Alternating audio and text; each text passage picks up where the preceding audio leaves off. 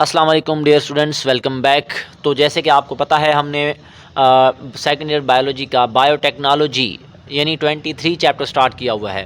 तो recombinant DNA technology की requirement में हमने कहा था 4 चीज़ें हमें चाहिए। पहली चीज़ थी जीन ऑफ इंटरेस्ट, दूसरी चीज़ थी मालिक्यूलर सीजर, वो दोनों हम पिछली वीडियो के अंदर पढ़ चुके थे। आज की वीडियो के अंदर हमने तीसरी चीज़ को देखना है, वो है मालिक्यूलर कैरियर। मतलब हमारे पास तीसरी जो रिक्वायरमेंट है रिकम्बिनेंट डीएनए टेक्नोलॉजी की, उसका नाम क्या है? मालिक्यूलर कैरियर, या इसको हम वेक्टर का नाम देते हैं।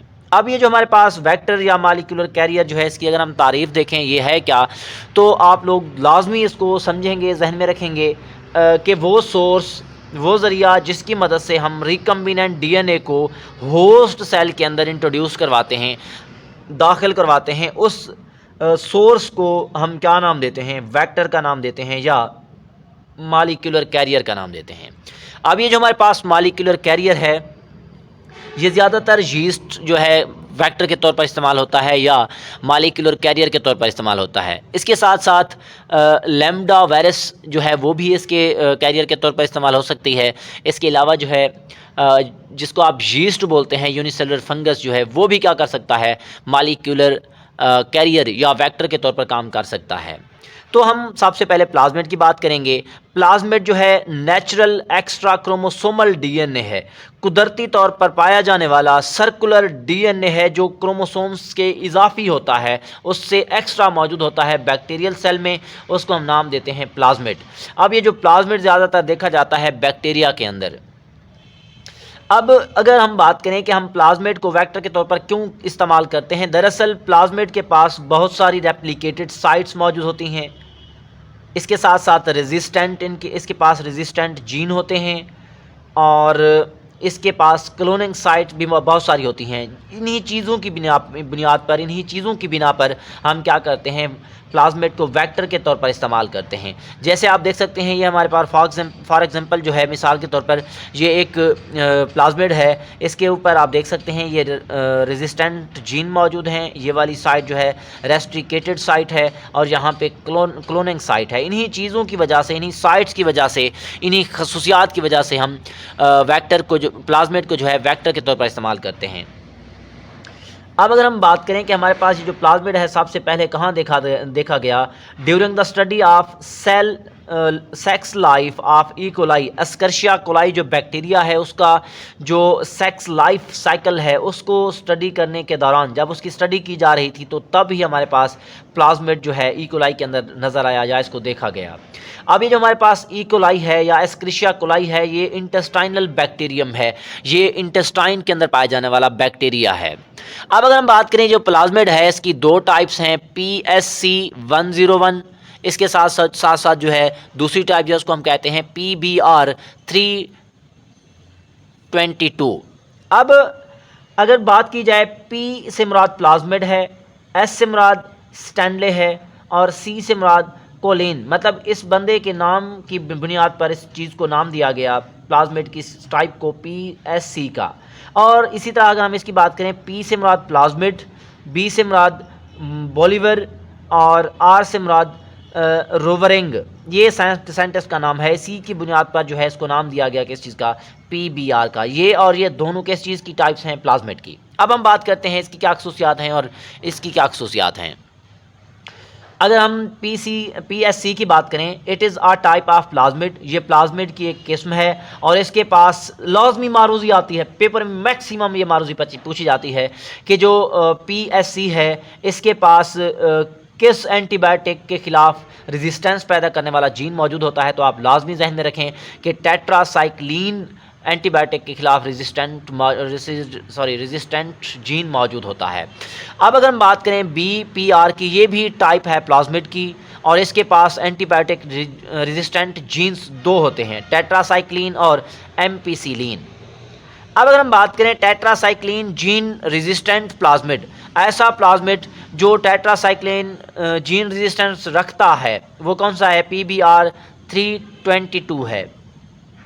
इसको क्या किया जाता है? इसको इंसल्ट किया जाता है insult the gene of interest into bacteria, जो हाँ जिसकी हमने कॉलोनी बनानी है, जिसको हमने क्लोन करना है, उसको हम कहते हैं जीन ऑफ इंटरेस्ट। उसको हम इसके अंदर डाल देंगे। फिर क्या करेंगे, बैक्टीरिया के अंदर डालेंगे। बैक्टीरिया क्या करेगा, बाइनरी फिशन करेगा। बैक्टीरिया की तादाद के साथ साथ इसकी कॉलोनीज़ जो हैं वो बढ़ना स्टार्ट हो जाएंगी।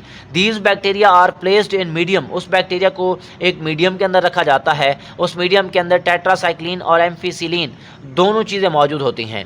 अब जब बैक्टीरिया प्रोडक्ट बना देता है, मतलब कॉलोनीज बना देता है इंटरेस्ट ऑफ जीन की, फिर क्या किया जाता है, दीज बैक्टीरिया सर्व, ये जो बैक्टीरिया है क्योंकि इनके टेट्रासाइक्लिन और एम्फिसिलिन एंटीबायोटिक्स रेजिस्टेंट जीन होते हैं इस बैक्टीरिया के पास, इसी वजह से ये उसके अंदर जब इसको रखा जाए तो ये वहाँ पे सर्व कर जाता है, वहाँ पे मरता नहीं है। और इसी चीज़ की वजह से यहाँ पे उसको फिर से क्या कर दिया जाता है, सेपरेट कर लिया जाता है, और जो प्रोडक्ट होगा उसको भी सेपरेट कर लेंगे। अब अगर हम बात करें हमारे पास डीएनए ऑफ बैक्टीरियल वायरसेस, जो बैक्टीरियल वायरसेस जो है उसको भी हम वेक्टर के तौर पर इस्तेमाल करते हैं। जैसे कि हमारे पास इसकी एग्जांपल है लैम्डाफेज। अब ये हमारे पास चीज़ें थी मॉलिक्यूलर कैरियर। अब हमने ये देखना है कि हम रिकम्बिनेंट डीएनए की तैयारी कैसे करवाते हैं। जो हमारे पास डीएनए होता है उसको हम रिकम्बिनेंट कैसे करते हैं, इस थ्योरी की बात बाद में करेंगे। पहले मैं डायग्राम की मदद से आपको समझा दूं। आप एक एक पॉइंट सुनते जाएंगे, आप लोगों को बाद में थ्योरी पढ़ा दी जाएगी, आप लोग अच्छे से याद कर लेंगे। अब आप देखें यहाँ पे हमारे पास एक ह्यूमन सेल है, ये हमारे पास बैक्टीरिया का सेल है। यहाँ से हमने जीन लेना है, मतलब जो हमारी दिलचस्पी का जीन होगा, जिसको हम कहते हैं gene of interest. For example हमने यहाँ से इंसुलिन वाला जीन लेना है जो हमारी मर्ज़ी का है। तो आप देख सकते हैं इंसुलिन जीन को हमने यहाँ से अलहदा कर लिया है। और ये जो बैक्टीरियम होगा, बैक्टीरिया से हम प्लाज्मिड निकालेंगे। और हम ये देख रहे हैं कि हमने प्लाज्मिड को वेक्टर के तौर पर कैसे इस्तेमाल करना है और रिकम्बिनेंट डीएनए कैसे बनाना है। तो यहाँ से जब हम निकाल लेंगे तो यहाँ से दिलचस्पी के जीन को काटने के लिए एंजाइम इस्तेमाल करते हैं। रेस्ट्रिक्शन एंजाइम जो है ये कट करता है डीएनए को, यहाँ से भी डीएनए को कट करेगा, प्लाज्मिड को भी कट करेगा। अब ये वाला टुकड़ा जो है हमारी दिलचस्पी के जीन का, उसको हम इंसर्ट कर देंगे इसके अंदर, इसके साथ जोड़ देंगे। अब इसके साथ जोड़ने के लिए जो है लाइगेज एंजाइम इस्तेमाल होता है। लाइगेज एंजाइम क्या करता है, ह्यूमन सेल को प्लाज्मिड सेल के साथ, ह्यूमन सेल के जो जीन्स हैं या डीएनए का टुकड़ा है उसको प्लाज्मिड के साथ जोड़ देता है। किस चीज़ के साथ, आप लोगों ने पिछली वीडियो के अंदर पढ़ा होगा कि इन जगहों को, इन साइट्स को हम नाम देते थे, इन एंड्स को स्टिकी एंड्स।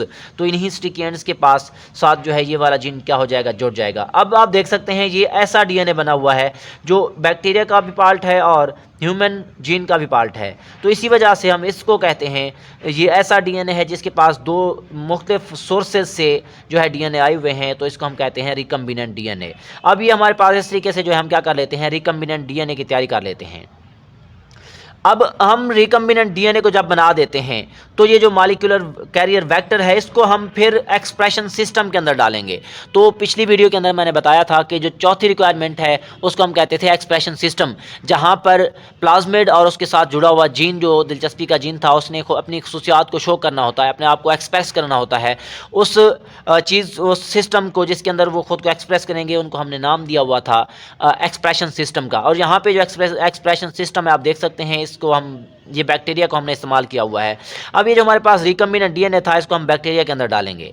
तो लाजमी तौर पर जहन में रखें, बैक्टीरिया बाइनरी फिशन करेगा। बैक्टीरिया जब बाइनरी फिशन करेगा तो बैक्टीरिया अपनी तादाद में बढ़ेगा, बैक्टीरिया ग्रो करता चला जाएगा। जब बैक्टीरिया के अंदर ग्रोथ शुरू हो जाएगी तो बैक्टीरिया के साथ प्लाज्मिड भी ग्रोथ करेगा, और प्लाज्मिड के अंदर जो हमारा दिलचस्पी का जीन था वो भी क्या करेगा, ग्रो करता चला जाएगा। जिसकी वजह से इसके बाद बहुत सारी कापियाँ बन जाएंगी बैक्टीरिया की, और बैक्टीरिया के अंदर जो प्लाज्मिड के साथ हमारा दिलचस्पी का जीन था उसकी भी बहुत सारी कापियाँ जो हैं वो तैयार हो जाएंगी। तो फॉर एग्जांपल हमने ये जो जीन लिया हुआ था वो इंसुलिन का जीन था। तो आप जैसे कि देख सकते हैं यहाँ पे जो हमने इंसुलिन का जीन लिया हुआ था उसकी भी कापीज़ बन गई। और इसके साथ साथ जो यहाँ पे जो आपके पास बैक्टीरियल सेल है इसके अंदर जो है इंसुलिन वाली जो प्रोटीन होती है जो हमें चाहिए थी वो भी बन जाती है बड़ी मिकदार में। और इस तरीके से हम इसको क्या कर लेते हैं, आइसोलेट कर लेते हैं, और क्लोन इंसुलिन जीन को भी अलहदा कर देते हैं और प्रोडक्ट हमारे पास बन जाते हैं।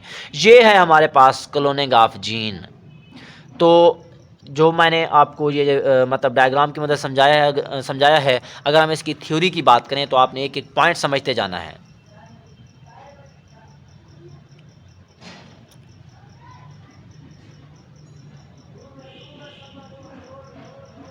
जैसे कि अभी मैंने पीछे बताया है कि हमारे पास synthesis of recombinant DNA, recombinant DNA को तैयार करने के लिए हमने सबसे पहले क्या किया था, प्लाज्मिड्स आर कट, प्लाज्मिड को हम काटते हैं एक एंजाइम की मदद से, उसका नाम है रेस्ट्रिक्शन एंजाइम।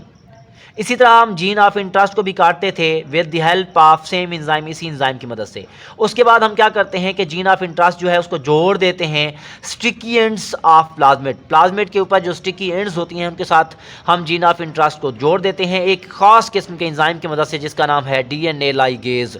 अब हम क्या करेंगे, डीएनए लाइगेज जो है ये सील कर देता है, जोड़ देता है फॉरेन पीस ऑफ डीएनए को, मतलब दिलचस्पी के जीन को प्लाज्मिड के साथ। उसके बाद ये दोनों आपस में ज्वाइन हो जाते हैं और जब डीएनए बन जाता है, एक तो प्लाज्मिड वाला डीएनए था और दूसरा जो है हमारा दिलचस्पी का जीन था, जिसकी वजह से एक हाइब्रिड चीज़ बनती है, दोनों तरफ से डीएनए आए हुए होते हैं, उसको हम कहते हैं रिकम्बिनेंट डीएनए, और इसी का दूसरा नाम है काइमेरिक डीएनए, शॉर्ट क्वेश्चन में आता है। अब जब हमारे पास काइमेरिक डीएनए या रिकम्बिनेंट डीएनए बन जाता है तो मैंने कहा था कि इसको हम एक सिस्टम के अंदर डालते हैं जिसको हमने नाम दिया हुआ था किस चीज़ का, एक्सप्रेशन सिस्टम का। अब क्या करेंगे, बैक्टीरिया को हम ज़्यादातर एक्सप्रेशन सिस्टम में इस्तेमाल करते हैं। अब इसके बाद हम बैक्टीरिया को, क्योंकि बैक्टीरिया को जो बैक्टीरिया की सेल मेम्ब्रेन है, सेल वाल है, वो जो है परमिएबल नहीं होती, उसको परमिएबल करने के लिए जो है हम उसको ट्रीट करवाते हैं कैल्शियम क्लोराइड के साथ। कैल्शियम क्लोराइड जब उस पर पड़ता है तो बैक्टीरिया जो है उसकी सेल मेम्ब्रेन जो है वो परमिएबल हो जाती है, जिसकी वजह से जो बाहर हमने रिकम्बिनेंट डीएनए बनाया हुआ था प्लाज्मिड के साथ, वो चला जाता है बैक्टीरिया के अंदर। अब जब बैक्टीरिया रिप्रोड्यूस करता है बाइनरी फिशन की मदद से तो कॉलोनीज बनाता है, क्लोन्स बन जाते हैं बड़ी तादाद में। अगर हम क्लोन की बात करें यहाँ पे तो एक clone larger number of cloned genes हैं और क्लोन्ड बैक्टीरिया हैं। क्लोन्ड जीन्स, क्लोन बैक्टीरिया या आइडेंटिकल जो हमने कापीज़ दी हुई थी, जिस दिलचस्पी का जीन जो हमने दिया हुआ था उसकी बहुत बड़ी कापीज़ बन जाती हैं जिनको हम क्लोन्स का नाम देते हैं। अब जब इनको हम डालते हैं, मतलब बैक्टीरिया के अंदर जब क्लोन्स बन जाते हैं तो हर क्लोन के पास जीन ऑफ इंटरेस्ट मौजूद होता है। अब क्या होगा, द क्लोन्ड बैक्टीरिया एक्सप्रेस, ऐसा बैक्टीरिया जो क्लोन हो चुका है वो एक्सप्रेस कर देता है खुद को और प्रोडक्ट्स बन जाते हैं, बड़ी तादाद में प्रोडक्ट्स बन जाते हैं। अब जब प्रोडक्ट्स बन जाते हैं तो वहाँ से हम प्रोटीन वाली प्रोडक्ट को सेपरेट कर देते हैं और जो इंसुलिन का जीन था या जो भी स्पेसिमेन हमने दिया हुआ था, ओरिजिनल स्पेसिमेन या जो दिलचस्पी का जीन दिया हुआ था, वो उसको भी हम क्या कर सकते हैं, उससे अलहदा कर देते हैं। इसी तरह अगर हम बात करें, ये तो हमने बात की हुई थी कि हमारे पास जो है वेक्टर के तौर पर प्लाज्मिड काम करता है। अब अगर देखा जाए वायरस किस तरह से जो है वेक्टर के तौर पर काम करती है, तो इसकी अगर हम बात करें, यूजेस ऑफ बैक्टीरियल वायरस। अब आपने जहन में रखना है कि डीएनए ऑफ बैक्टीरियल वायरस का जो डीएनए है, जो बैक्टीरिया को मुतासर करता है वायरस, उसका जो डीएनए है उसको भी आप वेक्टर के तौर पर इस्तेमाल कर सकते हैं, जैसे कि लैम्डा वायरस। अब लैम्डा फेज या लैम्डा वायरस जो है वो अटैच हो जाती है बैक्टीरिया के साथ और रिकम्बिनेंट डीएनए जो है बैक्टीरिया से वो रिलीज़ हो जाता है वायरस के अंदर, वायरस से होस्ट सेल में। जब होस्ट सेल के अंदर दाखिल हो जाता है तो वहाँ पर रिकम्बिनेंट डीएनए बहुत सारी कापियाँ बना देता है और हर वायरस बैक्टीरियोफेज के अंदर जो कापियाँ बनती हैं उनके पास क्या मौजूद होता है, जीन ऑफ चॉइस मौजूद होता है। तो वहाँ से ये हमारे पास वायरस जो है वेक्टर के तौर पर इस्तेमाल हुआ था। तो इससे फिर हम आगे क्या करते हैं, एक्सप्रेशन सिस्टम के अंदर डालते हैं और वहाँ से फिर जो है हम अपनी प्रोडक्ट बनवाते हैं। तो ये हमारे पास आसान और सिंपल सा टॉपिक है, तो आप लोग इसको अच्छे तरीके से याद करेंगे। तो एक एक पॉइंट आपके सामने लिखा हुआ है, बड़े अच्छे अंदाज में लिखा हुआ है, तो आप ऐसे लिखेंगे इंशाल्लाह आप लोगों के नंबर नहीं कटेंगे। तो आप हमारी वीडियोस लाजमी तौर पर शेयर करें, हमारे चैनल को सब्सक्राइब करें, लाइक करें, ताकि हमारी सारी वीडियोस आपके पास पहुंच जाएं। तो एक एक टॉपिक करके, एक एक लेक्चर करके हमने चैप्टर्स को ख़त्म करना है। तो नेक्स्ट वीडियो तक दुआओं में याद रखिएगा। ओके जी, अल्लाह हाफिज़।